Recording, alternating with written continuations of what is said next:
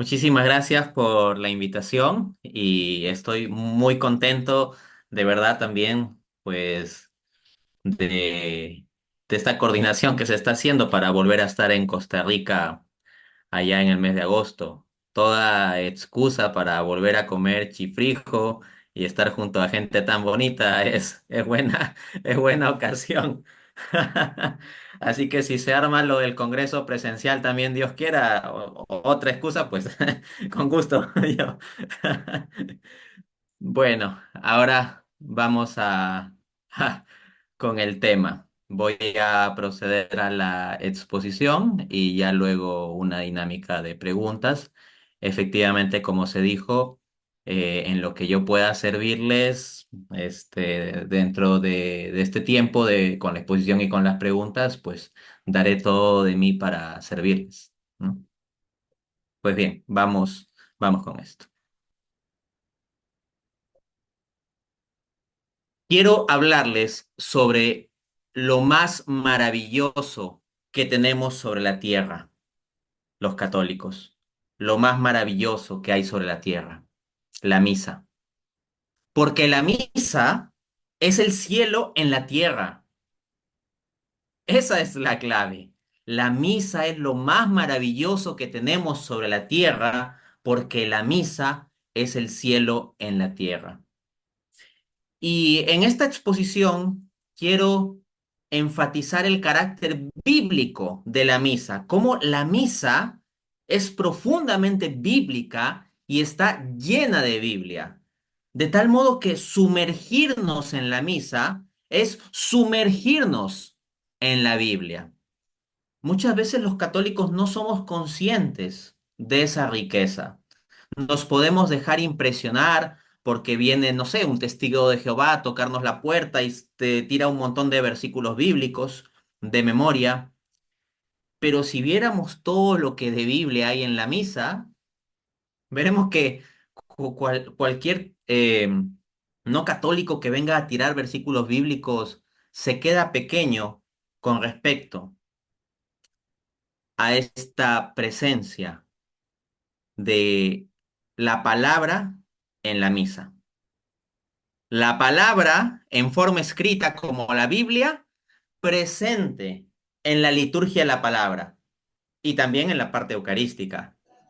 Y la palabra misma que es Cristo, presente con su cuerpo, sangre, alma y divinidad en el sacramento del altar. Entonces, con mucha alegría, quiero compartirles esta conferencia en este Congreso Eucarístico, en el sentido de estar particularmente abocado al tema de la Eucaristía, queriendo ofrecer todo esto a Dios, dentro de mi limitación, dentro de mi imperfección, pero así como todo católico, yo estoy llamado a, en cierto modo, hacerme Eucaristía, en el sentido de que uno tiene que darse como sacrificio a Dios y a los hermanos. Nosotros, al consumir el cuerpo y la sangre de Cristo, tenemos cada vez más que transformarnos, que ser transformados en Cristo por la gracia. Pues bien, quiero entonces, de lo poco que tengo, así como la viuda pobre con sus dos monedas, pero algunas cosas he podido revisar, algunas cosas he podido leer y quiero darlo, quiero compartirlo primero en la exposición y luego en lo que pueda servirles, ayudarles en la ronda de preguntas. Y bueno, eh, quiero tomar un ángulo particular. Quiero hablarles de la maravilla de la misa y el carácter bíblico de la misa, pero a través de los lentes de un famoso ex pastor protestante. Un pastor protestante que tuvo la experiencia de ir a misa y se quedó impresionado por la presencia de la palabra, con mayúscula, en la misa. Este pastor es Scott Hahn. No voy a hacerla larga. Y voy a llevarlos por algunos pasajes del libro La Cena del Cordero de Scott Hahn, publicado en 1991. 1999. Todas las citas que voy a hacer a lo largo de esta conferencia corresponden a esta obra, la cual es fácil de conseguir. El libro más conocido de Scott Hahn es Roma, Dulce Hogar, donde él cuenta su testimonio de conversión, ¿no? De ser él, pues, un relevante pastor protestante a eventualmente convertirse al catolicismo. Y por la gracia de Dios, Scott Hahn viene perseverando brillantemente en la fe católica hasta el presente. Y con la gracia de Dios, confiemos con cariño y con alegría que lo hará hasta el final y pidamos esa perseverancia también para nosotros. Ahora, en particular en el libro La Cena del Cordero, él se centra en el tema de la misa. Y voy directo a los textos, porque se explican por sí mismos sin mucha introducción. Y vamos a ir tan directo que de frente les voy a dar la cita donde él cuenta cómo fue cuando él, siendo pastor protestante todavía, fue a su primera misa. Esto es el libro La Cena del Cordero, 1999, parte uno, capítulo uno. Abro cita. Me senté en la penumbra, en un banco de la parte de más atrás de aquella cripta. Delante de mí había un buen número de fieles, hombres y mujeres de todas las edades. Me impresionaron sus genuflexiones y su aparente concentración en la oración. Entonces sonó una campana y todos se pusieron de pie, mientras el sacerdote aparecía por una puerta junto al altar. Inseguro de mí mismo, me quedé sentado. Como evangélico calvinista, se me había preparado durante años para creer que la misa era el mayor sacrilegio que un hombre podía cometer. Freno la cita ahí. Esto es interesante. Cuando uno lee los escritos de ciertos reformadores o incluso ciertas confesiones de fe protestantes, hablan de la misa católica como una superstición y hay los que lo llaman cosa blasfema, sacrilegio, etcétera. Entonces, lo que en los primeros segundos de esta conferencia he presentado como lo más maravilloso que tenemos sobre la tierra, como el cielo sobre la tierra, por varios autores protestantes e incluso confesiones protestantes, es calificado de no solo superstición, sino incluso blasfemia y sacrilegio. Entonces, Scott Hahn iba bajo esta mentalidad a la misa. Vuelvo a la cita. La misa, me habían enseñado, era un ritual que pretendía volver a sacrificar a Jesucristo. Así que permanecería como mero observador. Me quedaría sentado, con mi Biblia abierta junto a mí. Sin embargo, a medida que avanzaba la misa, algo me golpeaba. La Biblia ya no estaba junto a mí, estaba delante de mí, en las palabras de la misa. Una línea era de Isaías, otra de los Salmos, otra de Pablo. La experiencia fue sobrecogedora. Quería interrumpir a cada momento y gritar, ¿puedo explicar en qué sitio de la escritura sale eso? Esto es fantástico. Freno la cita ahí. Muchas veces podemos estar habituados o familiarizados con el estilo protestante de decir, como dice Hebreos 5:9, como dice Mateo 26:27, como dice 1 Corintios 9:11, etcétera. Entonces te disparan versículos bíblicos con las referencias específicas. Pero lo que encuentra Scott Hahn es que la Biblia está recontra llena de misa, solo que como no se está diciendo a cada rato qué versículo explícitamente se está usando, muchas veces para católicos que no están muy familiarizados con la Biblia, esto pasa desapercibido. Pero lo que él se encontró es que mientras escuchaba la misa, a cada rato quería decir, oye, esto está en esta parte de la Biblia.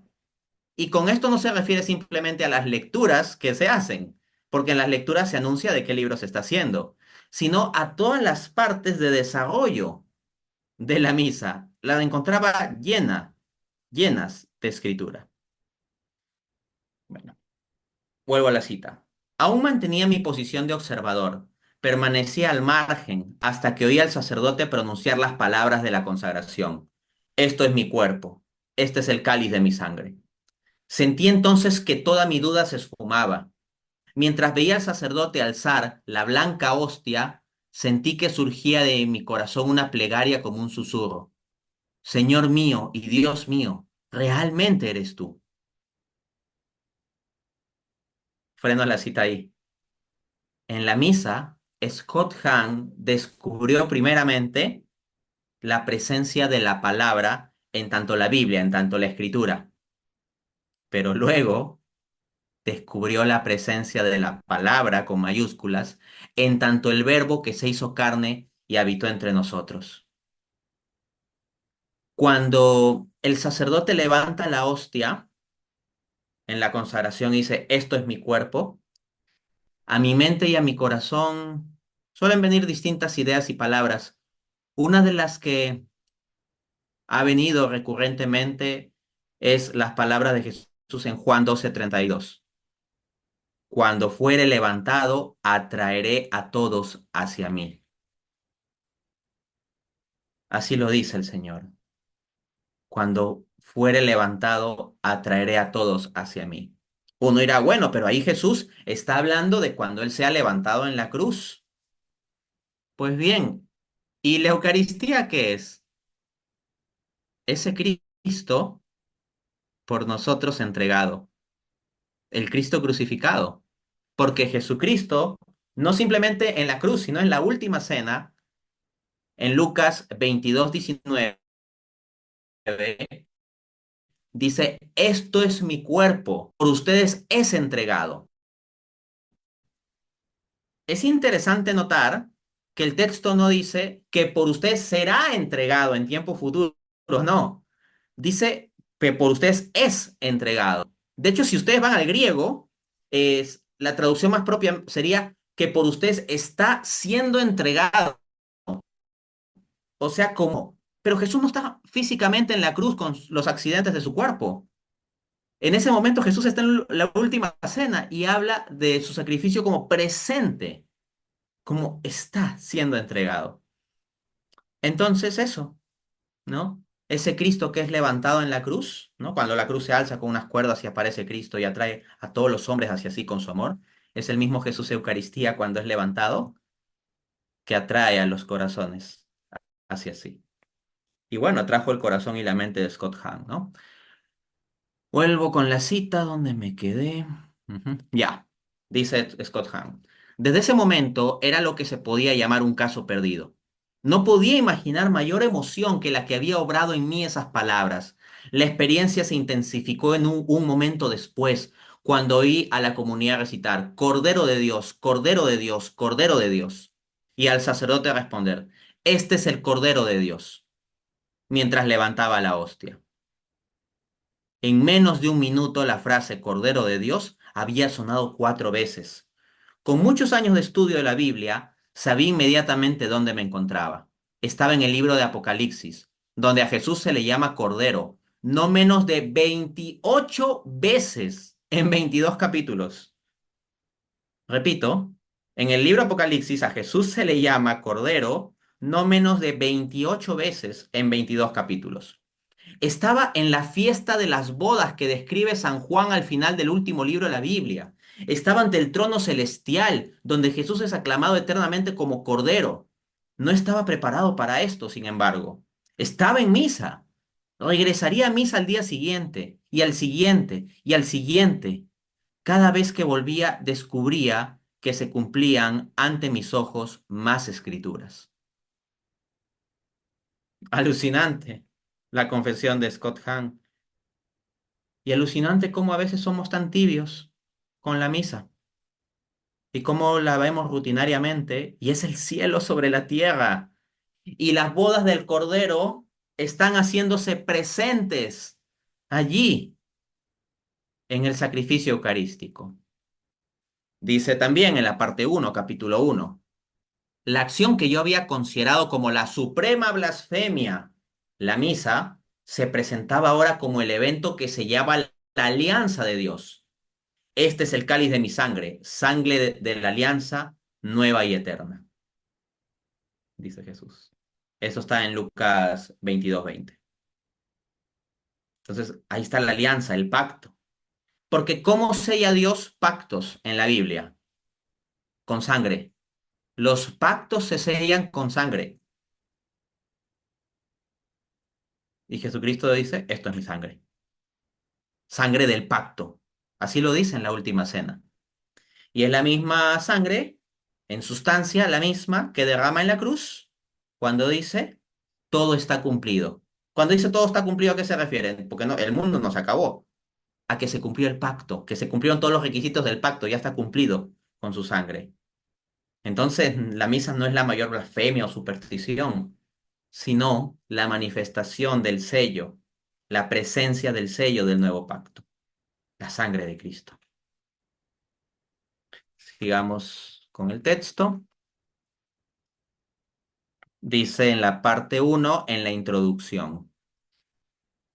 Eh, Acá viene esto, ¿no? Ahorita yo estoy como hablando de, wow, la misa elevadamente y todo eso, pero nosotros podemos pensar, oye, pero mi experiencia de la misa no es tan así como se está describiendo, ¿no? Bueno, Scott Hahn también sabe eso. Y en la parte uno, introducción, dice, en este momento puedes replicar que tu experiencia semanal de la misa es cualquier cosa menos celestial. De hecho, se trata de una hora incómoda, interrumpida por bebés que chillan, sosos cantos desafinados, homilías que divagan sinuosamente y sin sentido, y gente a tu alrededor vestida como si fuera a ir a un partido de fútbol, a la playa o de excursión. Freno la cita ahí. En la práctica, gran parte de nuestra experiencia, al menos externa, sensible de la misa, es así, ¿no? Todas esas características. Un segundo acá. Volvemos a lo que dice. Aún así, insisto en que realmente estamos en el cielo cuando vamos a misa. Y esto es verdad en cada misa a la que asistimos, con independencia de la calidad de la música o el fervor de la predicación. Hay sacerdotes que predican muy bien, hay otros que no tanto. Puede haber un sacerdote ancianito de prédica aburrida que no se le entiende bien lo que dice y encima el equipo de sonido del templo es bastante malo. Y la gente del coro es muy desafinada. Y al costado se tuyo se sentó y delante tuyo se sentó un grupo de gente que pareciera que van a ir a la playa inmediatamente después de la misa, porque están vestidos así como si fueran a ir a la playa, ¿no? Pero ¿sabes cuál es el valor de esa misa? Incluso si el sacerdote dice alguna cosa poco feliz en la homilía, incluso si el sacerdote es una mala persona, incluso si el coro es desafinado o el templo está lleno de hipócritas, incluido tú mismo, ¿sabes cuál es el valor de esa misa? Infinito, porque está presente el cuerpo, la sangre, el alma y la divinidad de nuestro Señor Jesucristo. Si Jesús me invita a una cena y me invita al restaurante más lujoso del planeta, el valor de esa invitación es infinito. Y si el Señor Jesucristo me invita a una cena y vamos a comer a un restaurante de mala muerte, donde los platos están mal limpiados y el mozo que nos sirve la comida es grosero, donde la música es de mal gusto y está a mucho volumen, el valor de esa invitación sigue siendo infinito, porque se trata de Cristo. Entonces yo te pregunto, cuando tú vas a la misa, ¿dónde tienes puestos tus ojos? ¿Tienes puestos tus ojos en el sacerdote? ¿En estar juzgando su homilía para ver si comete alguna herejía? O en ver hasta el más mínimo detalle de si está cumpliendo todos los procedimientos litúrgicos y andas pendiente de, ¿está siguiendo la rúbrica o no está siguiendo la rúbrica del misal? Y más que estar pendiente de tu devoción a Cristo, andas pendiente a ver si el sacerdote está fallando en algo o la persona mal vestida del costado. Cuando estés en misa, te recuerdo el texto de Hebreos 12:2. Puestos los ojos en Cristo Jesús, autor y consumador de nuestra fe. ¿Quieres que tu fe se mantenga y crezca? Pon tus ojos en Jesús en la misa. ¿Quieres caer de la fe? Pon tus ojos en los hombres. Vuelvo a Scott Hahn, dice, no se trata de aprender a mirar el lado bueno de liturgias descuidadas, ni de desarrollar una actitud más caritativa hacia los que cantan sin oído. Freno la cita ahí para hacer un comentario. Yo no estoy diciendo que deban haber abusos litúrgicos. Yo no estoy diciendo que eso no importe. Precisamente porque está la presencia real de Jesús en la Eucaristía, todo deberíamos hacerlo del mejor modo posible. ¿Ok? Entonces, como dice Scott Hahn, no estamos diciendo que hay que buscar el lado bueno a las liturgias descuidadas. No, la liturgia tiene que cuidarse bien. Pero incluso si no estuviera del mejor modo cuidado, en tanto haya consagración eucarística válida, tienes la presencia real del cuerpo y la sangre de Cristo. Y por supuesto que si yo quiero invitar a Cristo a comer, por ejemplo, pues preferiría invitarlo al mejor restaurante posible. Pero en este caso no soy yo quien lo invita a él, es él el que me invita a mí. Y sí, a veces puede tocar un mozo grosero en un restaurante. Así como puede haber un sacerdote que no lleve bien los procedimientos litúrgicos, puede haber un mozo torpe. Pero mientras estés sentado a la mesa con Jesús, eso es lo que va primero. Y lo otro habrá que, sí, ver que se hagan las cosas bien y en otra ocasión hablar con el mozo. Pero no puedo centrar mi mente en ese momento de, ay, maldito mozo, que hace las cosas así, este mozo maldito descuidado, incluso odiándolo, ¿no? No, no, o sea, en el momento que yo estoy sentado con Jesús, me centro en Jesús. Ya luego, tal vez le puedo escribir una carta privada al mozo y decirle, oiga, mire, acá viene alguien tan importante como Jesús a su restaurante y creo que tiene que mejorar estas cositas. Si ustedes ven a algún sacerdote que cae en abusos litúrgicos, en lugar de andar quejándose por Twitter, ya, de que, ay, estos curas, no sé qué, escríbele una carta privada y con mucha caridad y con mucho respeto y citando los documentos del magisterio, no lo que a ti te parezca de cómo deberían ser las cosas y se lo dejas a la secretaria de la parroquia en sobre sellado y cerrado para que se lo entregue y que lo lea él solo. Eso es mejor. Eso puede ayudar más que simplemente ir a quejarte en Twitter de que se hizo mal la liturgia. ¿Ya? Vuelvo a la cita. Se trata ni más ni menos de algo que es objetivamente verdad, algo tan real como el corazón que late dentro de ti. La misa, y me refiero a cada una de las misas, es el cielo en la tierra. Cada una de las misas. Esa misa a la que tú vas, a la que le encuentras tantos defectos, es también el cielo en la tierra. Otra cita, parte uno, capítulo uno, dice Scott Hahn. Después de 2 semanas de asistir a misa a diario, ya se le convirtió, por decirlo así, entre comillas, en vicio, ¿no? Ya comenzó a asistir a diario. Me encontraba a mí mismo queriendo levantarme durante la liturgia y decir, vosotros, dejadme enseñaros en qué lugar del Apocalipsis estáis. Id al capítulo 4, versículo 8. Estáis en el cielo justamente ahora. En el cielo justamente ahora. Los padres de la iglesia me mostraron que este no era mi descubrimiento. Ellos lo habían predicado hace más de 1000 años. Con todo, estaba convencido de que tenía el mérito del redescubrimiento de la relación entre la misa y el libro Apocalipsis. Entonces descubrí que el Concilio Vaticano II me había sacado a la delantera. Freno la cita ahí. Scott Hahn, al haberse dado cuenta de la conexión de la misa con el Apocalipsis, decía, wow, estoy haciendo un gran descubrimiento teológico. Qué maravilloso esto que he descubierto. Y después se dio cuenta que los padres de la iglesia ya habían hecho esa conexión en los primeros siglos del cristianismo. Y que a su vez en la Iglesia Católica la tenemos bastante explicitada, por ejemplo, en el Concilio Vaticano II. Dice, entonces descubrí que el Concilio Vaticano II me había sacado la delantera. Fíjate en las siguientes palabras de la Constitución sobre la Sagrada Liturgia. En la liturgia terrena pregustamos y participamos en la liturgia celeste, que se celebra en la ciudad santa, Jerusalén, hacia la que nos dirigimos como peregrinos, donde Cristo está sentado a la derecha del Padre como ministro del santuario y del tabernáculo verdadero. Cantamos un himno de gloria al Señor con todo el ejército celestial, venerando la memoria de los santos. Esperamos participar con ellos y acompañarlos. Aguardamos al Salvador nuestro Señor Jesucristo, hasta que se manifieste Él, nuestra vida y nosotros nos manifestemos con Él en la gloria. Hasta ahí la cita del documento del Vaticano II. Y dice Scott Hahn, un momento, eso es el cielo. No, se trata de la misa. No, es el libro del Apocalipsis. Un momento, es todo lo anterior. Me encontré haciendo esfuerzos por avanzar despacio, con cautela, atento a evitar los peligros que acechan a los conversos, puesto que me estaba convirtiendo rápidamente en un converso a la fe católica.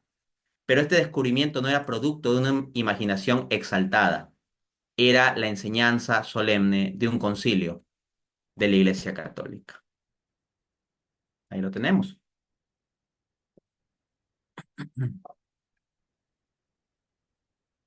Bien. En la parte uno, capítulo 4, dice.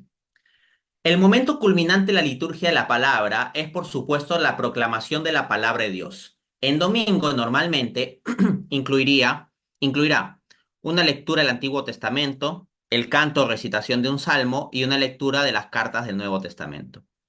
Todo lo cual prepara para la lectura del Evangelio. En la vigilia pascual tenemos hasta 10 extensas lecturas de la Biblia. En conjunto es un acumulador de escritura.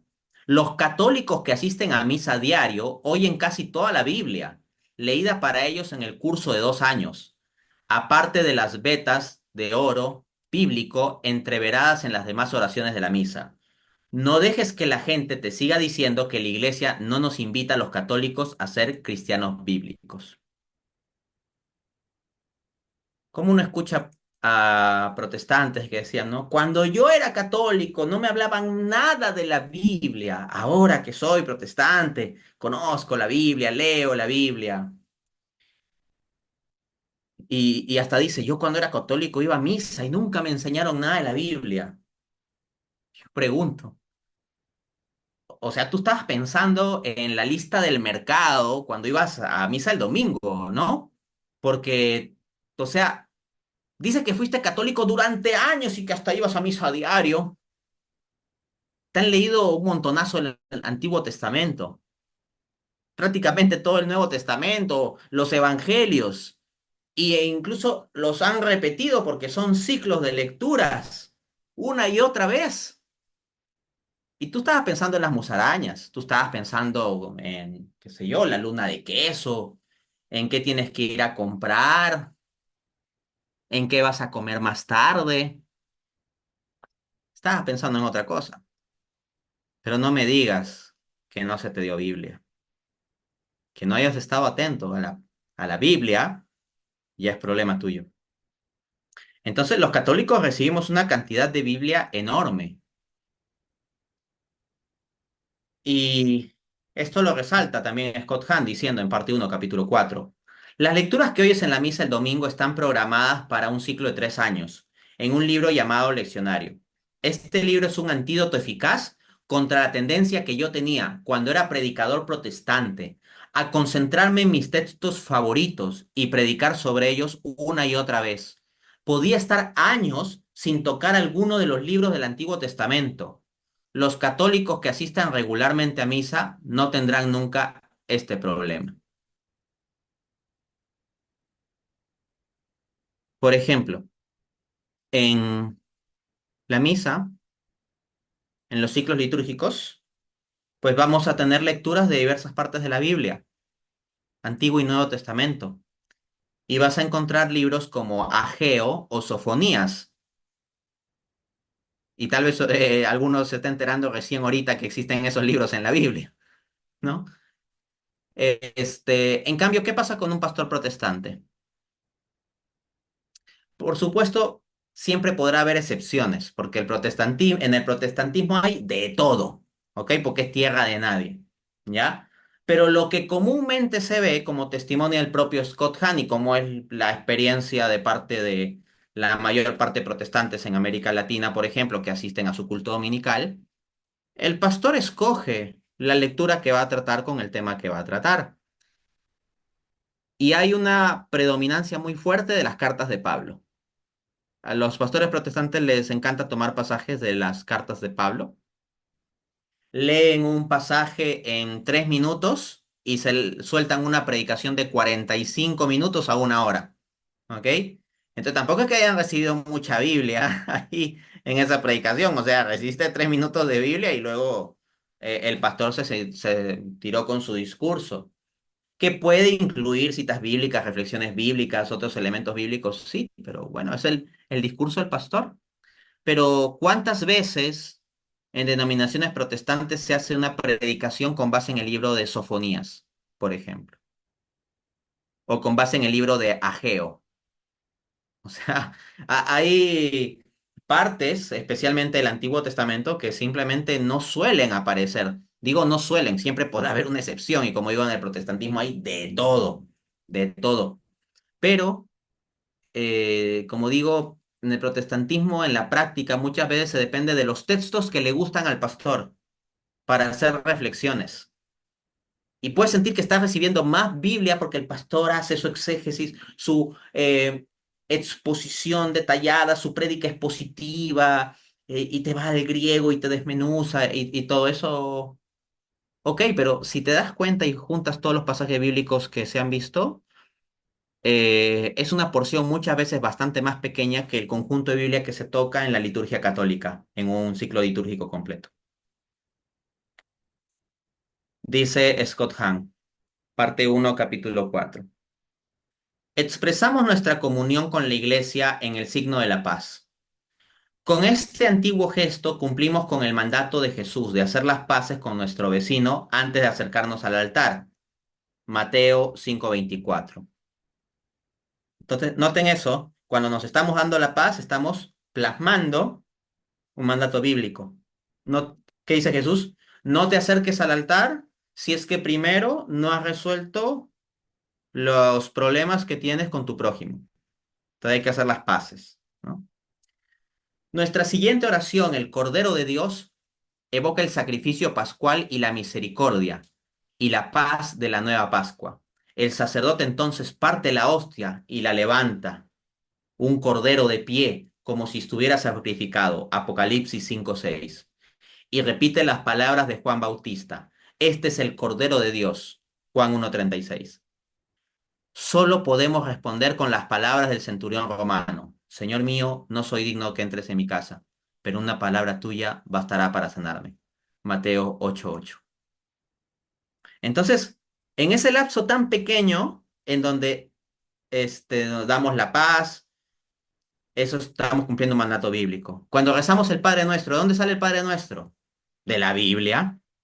Cuando se dice, Cordero de Dios, este es el Cordero de Dios que quita el pecado del mundo, ¿de dónde viene esa frase? De la Biblia. Cuando se dice, esto es mi cuerpo, esta es mi sangre, ¿de dónde viene esa frase? De la Biblia.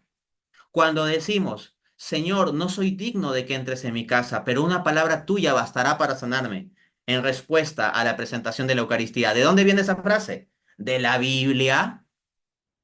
La misa es extremadamente bíblica, tiene Biblia en todas partes. La Biblia es ubicua en la misa. Dice en la parte 2, capítulo 1, Scott Hahn,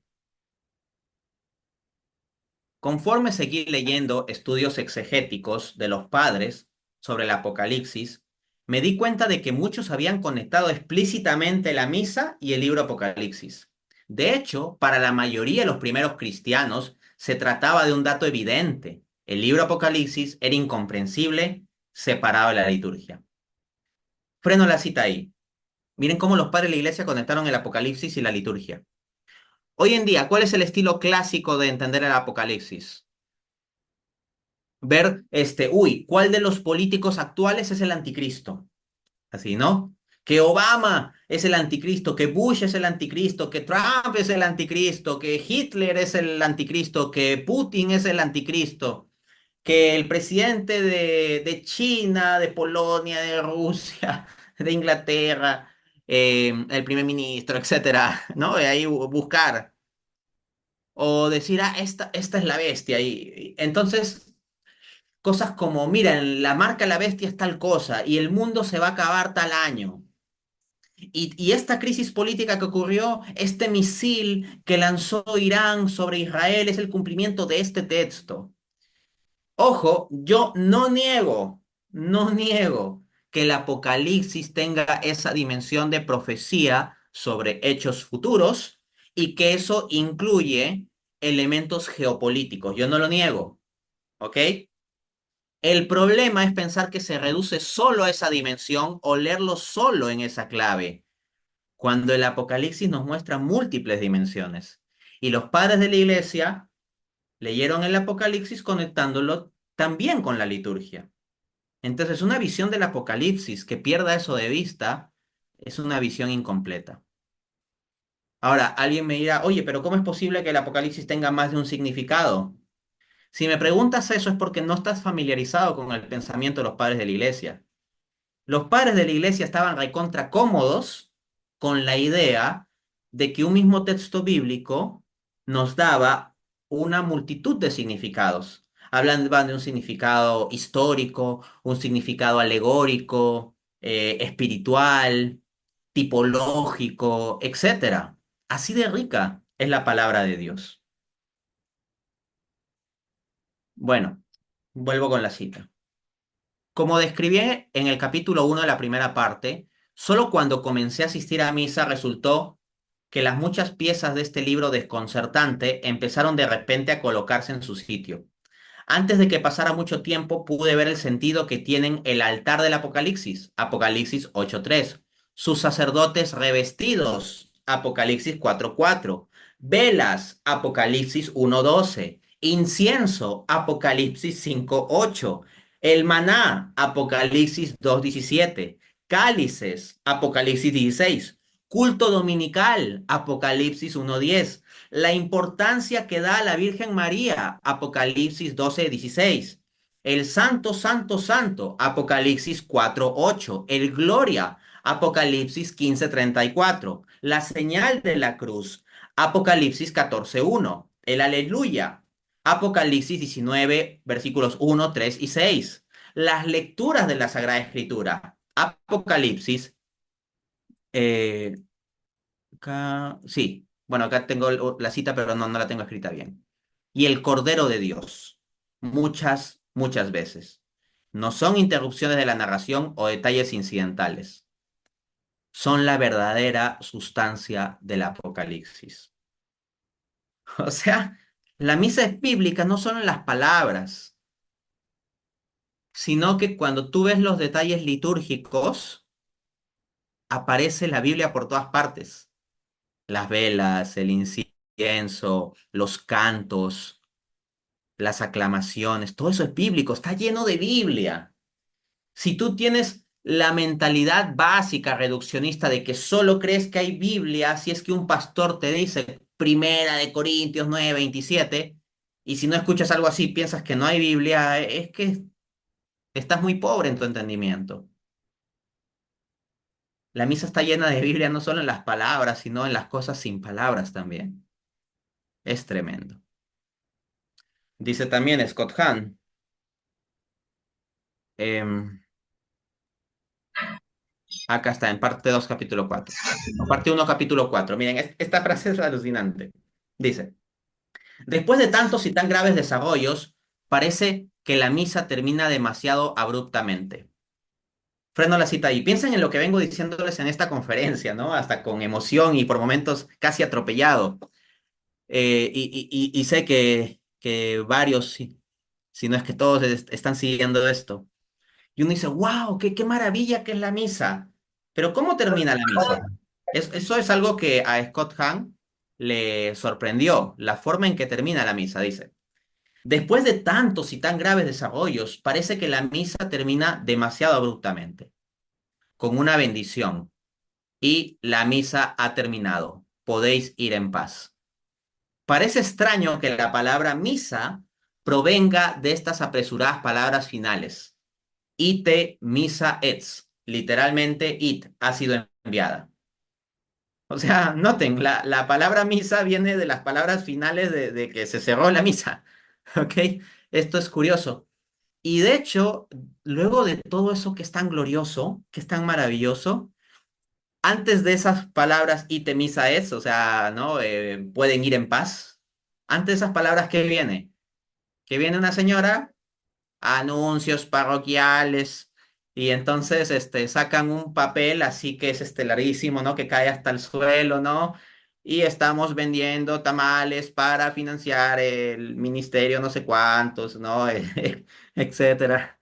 Pasen a tomar el cafecito de no sé dónde. Los horarios de la inscripción a las catequesis y las fechas las pueden encontrar, etcétera, etcétera, ¿no?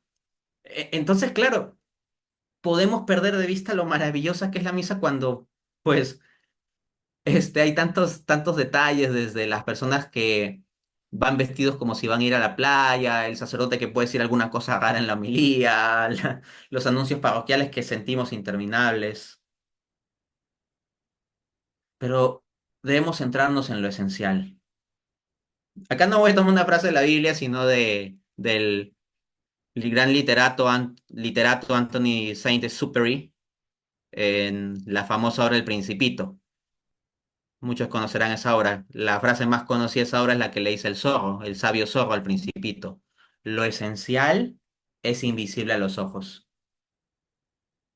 Si algo quiero que se queden de esta conferencia, es esa frase del zorro al Principito. Lo esencial es invisible a los ojos. Y cuando vayas a misa, entonces piensa en eso. Lo esencial es invisible a los ojos. ¿Qué es lo que tú ves? Ves pan, pero es el cuerpo de Cristo. Ves vino, pero es la sangre de Cristo. ¿Qué es lo que tú ves? Un coro desafinado, un parlante que no funciona bien, un sacerdote que a veces en la homilía dice algunas cosas, pues, un poquito fuera de lugar, niños que hacen bulla, un niño que llora por allá, gente mal vestida. Eso es lo visible, pero lo esencial es invisible a los ojos. Cuando estés en misa, céntrate en lo esencial, lo que es invisible a los ojos.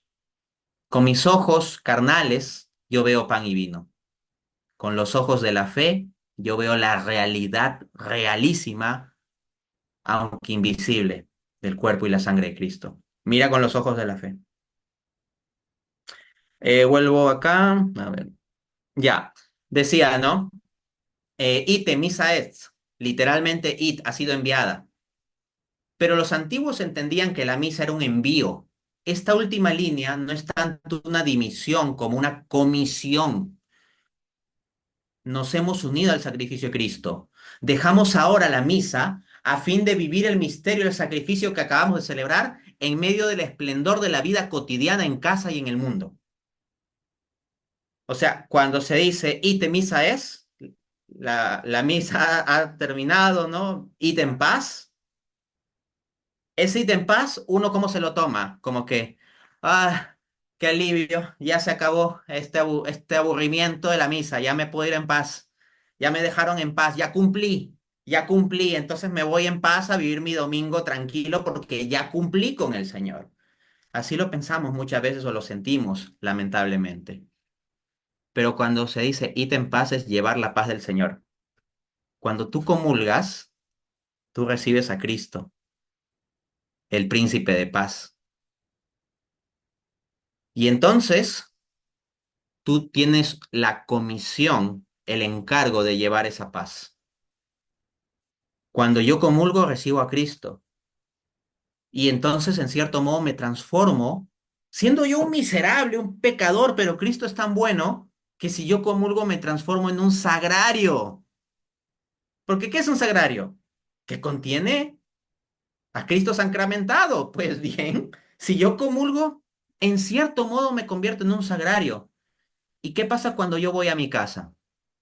Llevo un sagrario a mi casa. Es un sagrario. Estoy llevando a Cristo, llevando a Cristo.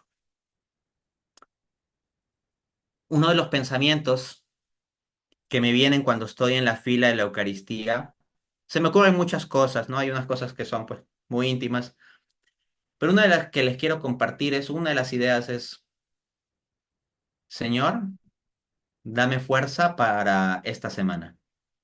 Eso lo pienso en la Eucaristía dominical, ¿no? Cuando tengo ocasión, voy otros días, no me dan lamentablemente las circunstancias para ir todos los días.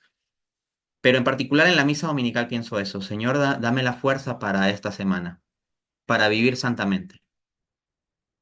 Y en ese contexto pienso fundamentalmente en dos aspectos. Uno, mi propia lucha contra el pecado. contra las dificultades, la lucha espiritual. Y número dos, pienso en mi familia, en que tengo que ser amoroso y paciente con mi esposa y con mis hijos. Y yo no tengo la capacidad de hacer eso. Yo no tengo la capacidad de aguantar eso, pero Jesús sí. Yo no puedo vivir la vida familiar santamente. No soy capaz, yo reviento, yo reventaría. Pero Jesús sí es capaz de cargar esa cruz y cargarla con amor. No diciendo, ah, sí, yo que me mato trabajando en esta casa, no sé cuántos, ¿no? Eso es cargar la cruz sin amor. Sí, cargas la cruz, sí, te matas trabajando, ok. O te matas limpiando o ayudando o lo que sea. Pero si vas a sacarlo en cara, no. Carga la cruz con amor. Y ese amor muchas veces implica silencio también. Bueno, vuelvo con la cita. Dejemos mejor hablar un poco más a Scott Hahn. Este, ya. Otra cita dice. Quizá el antepasado litúrgico más llamativo de la misa es la Todá, del antiguo Israel. El término hebreo Todá, como el griego Eucaristía, significa hacimiento de gracias o acción de gracias.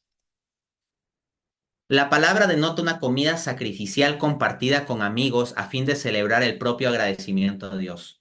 Las semejanzas entre la Todá y la Eucaristía van más allá de su común significado de acción de gracias. El cardenal Joseph Ratzinger ha escrito, estructuralmente hablando, toda la cristología eucarística está presente en la espiritualidad Todá del Antiguo Testamento.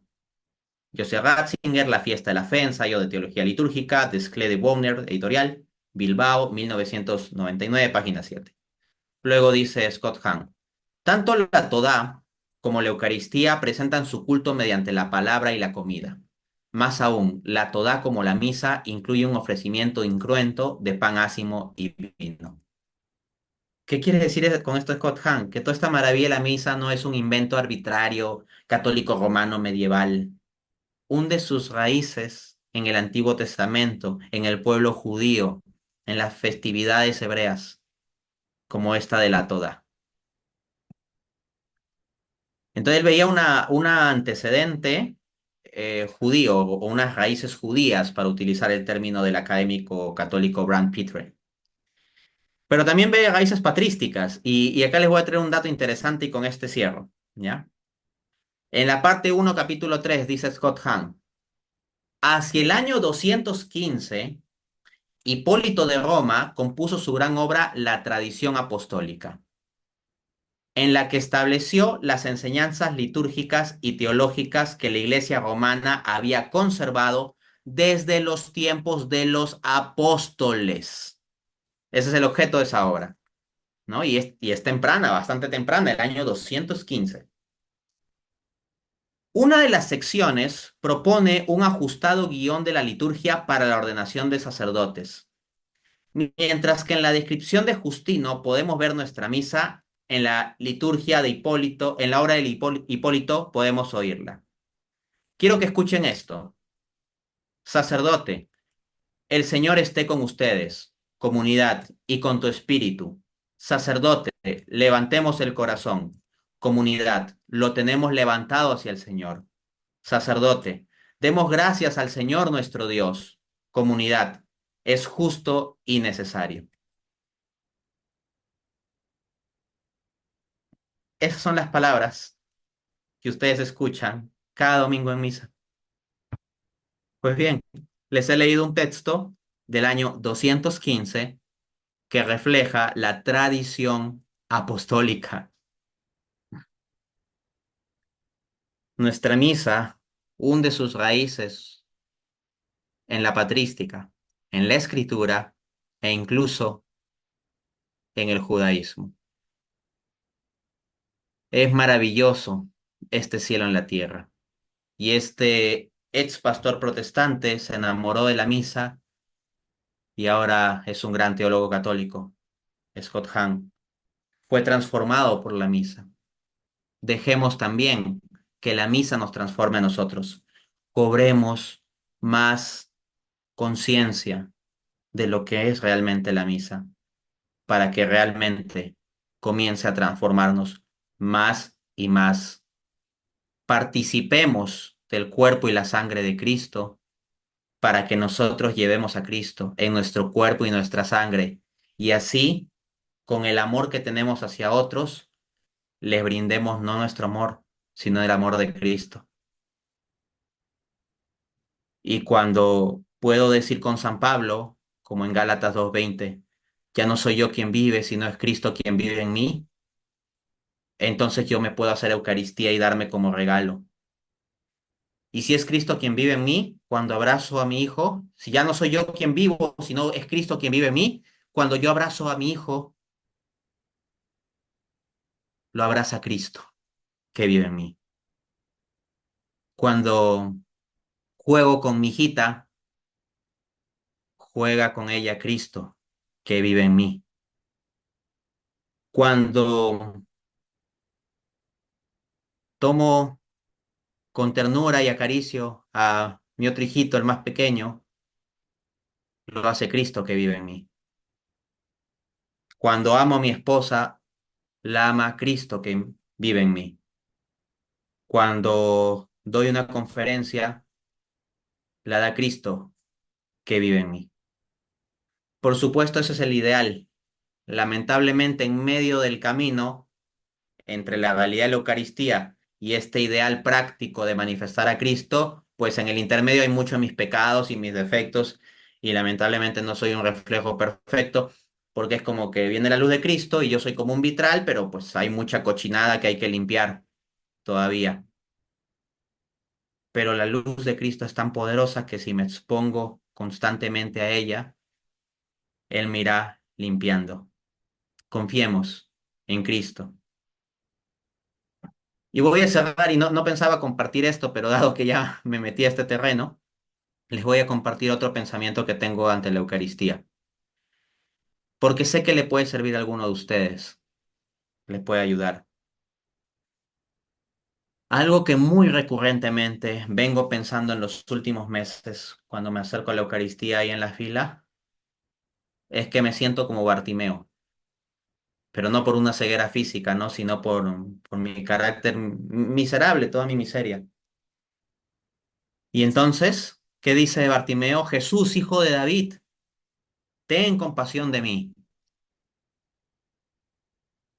Supongo que estando ustedes pues llevando un congreso eucarístico están familiarizados con ciertos Te temas doy grabada, mejor no me de acompañes. espiritualidad, ¿no? Supongo que están familiarizados con ciertos temas de espiritualidad y hay algo llamado la oración del corazón, en donde uno repite, Jesús, hijo de Dios, ten piedad de mí que soy un pecador. Y lo repite, entregándose a Jesús y diciendo, Jesús, ayúdame. Cuando yo voy a la Eucaristía en la fila, por supuesto sin conciencia de pecado mortal, porque de haber pecado mortal, tengo que confesarme, ¿no? Otra cosa son lo que son los pecados veniales y también la lucha que uno puede tener con ciertos pecados, ¿ok? Y viéndome miserable, entonces yo estoy ahí como Bartimeo gritando desde mis adentros a Jesús de Eucaristía, Jesús, Hijo de Dios, ten compasión de mí. Jesús, Hijo de Dios, ten piedad de mí, que soy un pecador. Y yo sé que Él tiene piedad de mí. No porque yo sea grande, no, yo soy miserable, sino porque su amor es grande. Muchas gracias. Quedo atento a sus preguntas.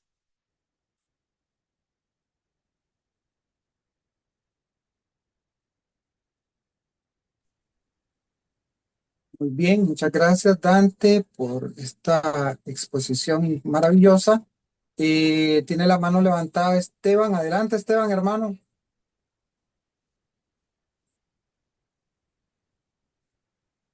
Hola, ¿me escuchan ahí? Sí, Perfecto. Esteban. Hola, perfecto. Hola, Dante, mucho gusto. Realmente es un placer poder intercambiar estas palabras con vos. Bueno, primeramente te tengo que compartir que, bueno, no soy católico, por lo tanto, hay algunas cosas que todavía no me logran cerrar dentro de toda la cuestión eucarística y la misa como tal. Ahorita me rebotan dos versículos específicamente de la Biblia. La Mm, primera es el de Hebreos, que dice que el sacrificio de Jesús fue uno solo, y que este fue suficiente para esto, Ujú. para nuestra salvación. Y el segundo, el que me rebota, es en donde en el Evangelio de Juan, Jesús habla de que el que consuma, el que quiera vida eterna, tiene que comer mi carne y tomar mi sangre. Eh, Me quiero remontar a la última cena en donde Jesús, comparte esas indicaciones con los apóstoles y él dice, y él comparte el pan y el vino, y mi pregunta es si esta podría eh, interpretarse como la primera transustanciación en la Eucaristía, como tal. Esto vendría tal vez a resolver un poco la pregunta o la duda que tengo respecto a que no sería una repetición del sacrificio como tal de Jesús, sino una memoria de la transustanciación que hubo desde esa última cena, y por lo cual Jesús dijo que fue, o que lo hiciéramos en memoria de él. ¿Cómo explicarías eso? Bien, agradezco mucho tus preguntas, porque son interesantes, son inteligentes, tienen referencia bíblica, pero sobre todo porque veo que son sinceras. Veo que tú estás abierto a recibir respuesta, que lo haces con respeto. Tú no eres católico, esto en principio es un evento católico, pero tu pregunta veo que no la haces de mala fe. Y de verdad te agradezco mucho por ello y con mucho gusto voy a pasar a responder. Vamos a las dos cuestiones, ¿ya? Con esto no pretendo yo que, uy, con esto se resuelve absolutamente todo. Te voy a dar unos elementos base para que tú puedas seguir reflexionando, porque, porque veo que estás profundizando, que estás buscando y eso es bueno. Bien, vamos con el primer tema. Efectivamente, el libro de Hebreos dice que Jesucristo fue sacrificado una sola vez y para siempre. Ahora bien, en el sacrificio existen dos dimensiones. Si uno revisa lo que es el contexto judío, y el libro de Hebreos es fuertemente judío, utiliza un lenguaje judío, ¿no? Se llama Hebreos, incluso. En el contexto judío, el sacrificio tiene dos dimensiones. Una es la inmolación y otra es la oblación. No sé, Esteban, si estás al tanto de esa distinción, si has escuchado al respecto de la distinción entre inmolación. Perfecto, te la voy a contar y mira, aquí está la clave. Mira, ábrete a escuchar esto, mira. La inmolación es digamos, el acto físico de matar a la víctima. Pensemos en el caso de un cordero. Entonces, un cordero es sacrificado bajo la dimensión de inmolación, en tanto al cordero, pues físicamente se lo mata y se le extrae la sangre y eso, ¿no? Ya. Pregunta, ¿cuántas veces ocurre la inmolación de un cordero? Una, una sola vez y para siempre. A un cordero no lo matas 80.000 veces. Al cordero lo matan una sola vez. Entonces es la dimensión de inmolación. Pero la otra dimensión del sacrificio es la oblación. ¿Qué es la oblación? Que una vez que tú tienes al cordero inmolado, lo presentas. Oblación es presentarlo como sacrificio. Y si tú vas al contexto del Antiguo Testamento, constantemente cuando se habla del sacrificio, no solo se habla en términos de matar o consagrar, sino también de presentar y ofrecer. Están las dos dimensiones, la inmolación y la oblación. Entonces, ¿cómo entendemos esto? Cristo es sacrificado una sola vez y para siempre en la visión católica también. Los católicos coincidimos con eso. Simplemente que entendemos esto.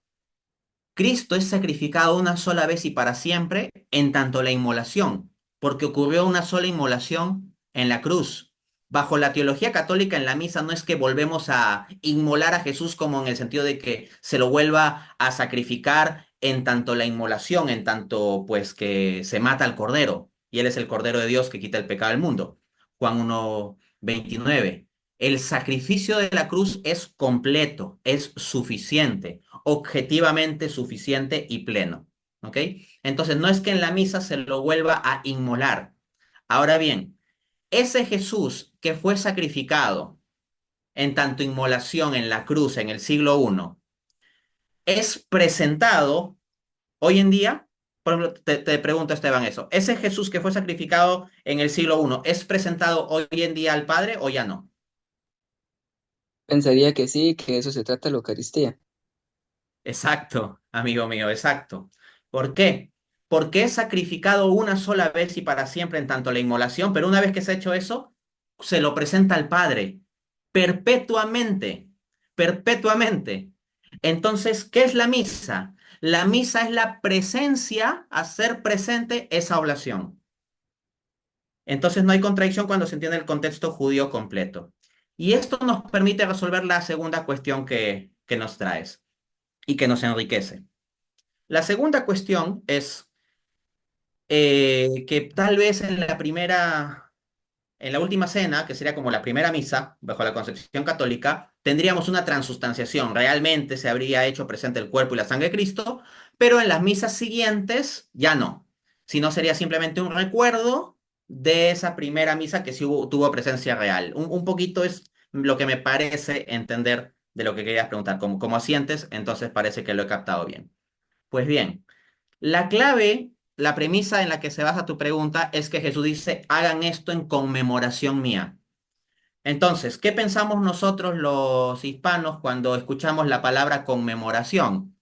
Por ejemplo, decimos, la conmemoración de tal batalla. En nuestros países tenemos diferentes batallas que han sido importantes o guerras, ¿no? Entonces, la conmemoración de tal batalla o la conmemoración de tal héroe. Entonces, el héroe no se hace presente realmente cuando lo conmemoramos, simplemente lo recordamos en nuestra mente, ¿no?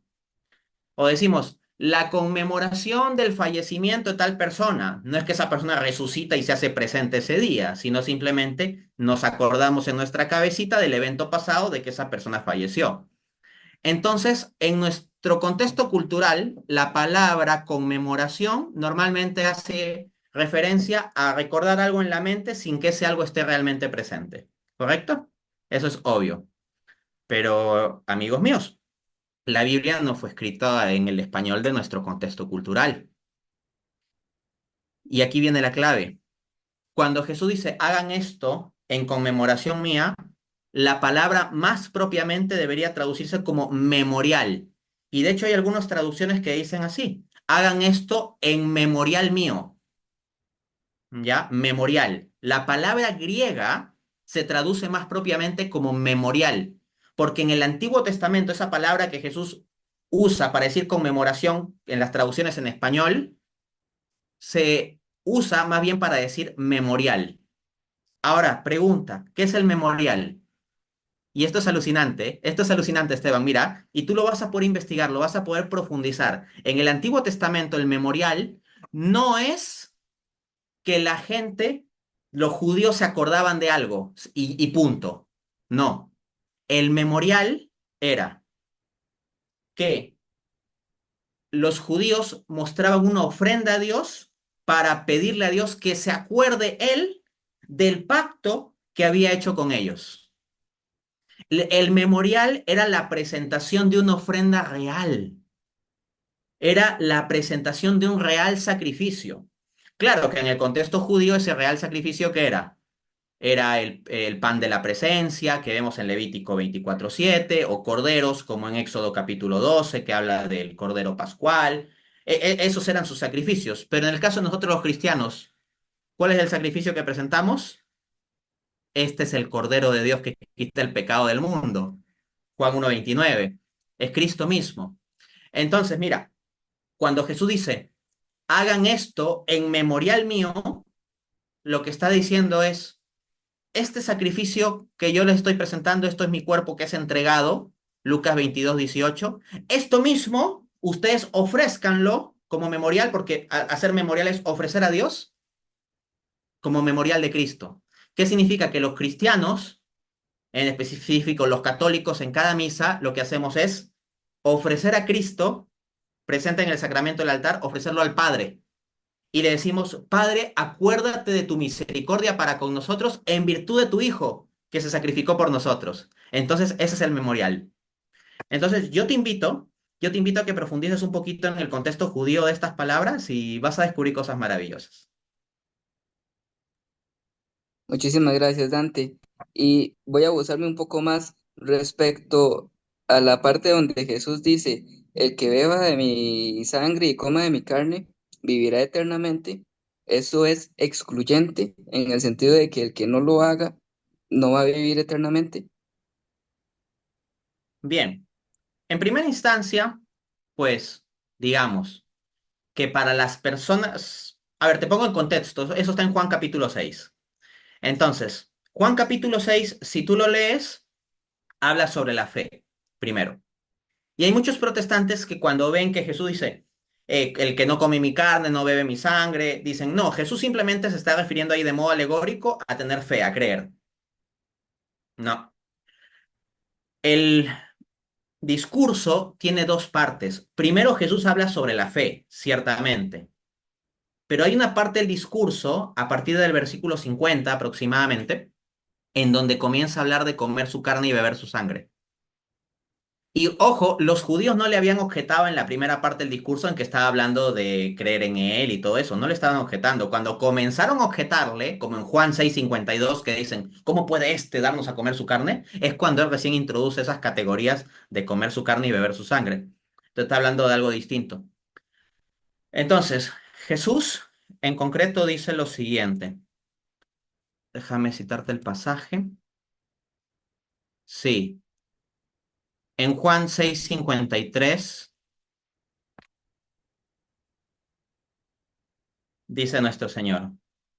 En verdad les digo, si no comiereis la carne del Hijo del Hombre y no bebiereis su sangre, no tenéis vida en vosotros. Entonces Jesús también lo pone en esos términos. En Juan 6:53 lo pone en términos fuertes. Pero el contexto es que está hablando a personas adultas que ya pueden dar una respuesta de fe. Entonces, luego de haber hablado de la necesidad de dar una respuesta de fe, si una persona está en el contexto de la fe y ya cree en Jesús, creer en Jesús es creer, no solo en creer, ah, Jesús, mi Señor y Salvador personal. No, si lo asumes como tu Señor, tienes que creer todo lo que Él dice y hacer lo que Él dice que hagas. Y Jesús dijo, ¿no? Esto es mi cuerpo, tienes que creerlo. Entonces, Él no dijo, este es un símbolo en mi cuerpo, ¿no? Él dijo, esto es mi cuerpo. También nos habla el que come mi carne, bebe mi sangre, etcétera. En consecuencia, el acudir a la Eucaristía es una cosa moralmente necesaria bajo la circunstancia de las personas que tienen fe y entienden esto y tienen una responsabilidad moral ante las palabras de Jesús. Habrá personas que no tendrán esas circunstancias, pues podrán ser juzgados de otro modo, ¿no? Incluso se habla en Romanos capítulos de cómo serán juzgados los gentiles que no tienen ley, que no tuvieron conocimiento, entonces hay distintas circunstancias. Pero para la persona que ya está frente a Jesús con este conocimiento de las cosas de fe, y si por alguna otra consideración se niega a la plenitud que es este sacramento, pues es algo que le puede complicar las cosas. Eso sí, hay que reflexionarlo. Bueno, ¿ahí hay alguien más levantando la mano? Gracias, Señor Dante. Ricardo. Dios te Ricardo, bendiga. Buenas gracias, noches, Esteban. Don Ricardo. buenas noches, Dante, y a todos los hermanos presentes. Primero que nada, no es en realidad una pregunta lo que tenía, es primero que nada agradecerte la excelente cátedra que nos has dado esta noche y sobre todo que has sido muy honesto porque también nos estás llamando, nos estás poniendo las barbas en remojo a nosotros los laicos, porque lastimosamente nosotros los cristianos católicos eh, vamos a misa a ver otras cosas, no vamos a vivir la misa. Y inclusive me llamó mucho la atención cuando hablaste de lo que vos haces cuando vas a comulgar, porque yo lo hago. Yo tuve una experiencia maravillosa con Jesucristo Eucaristía y yo cuando voy a comulgar, yo voy diciendo las mismas frases que vos vas diciendo. Y curiosamente un día un sacerdote decía, no me lo dijo a mí, pero lo decía en una Eucaristía, que en ese momento no había que decir absolutamente nada más que Señor y Dios mío. Y es el momento en el que para mí es el momento en que tengo la mayor oportunidad de comunicación con Cristo. Precisamente ahí en ese momento donde se está dando esa oración, como lo acabas de explicar vos con el hermano anterior.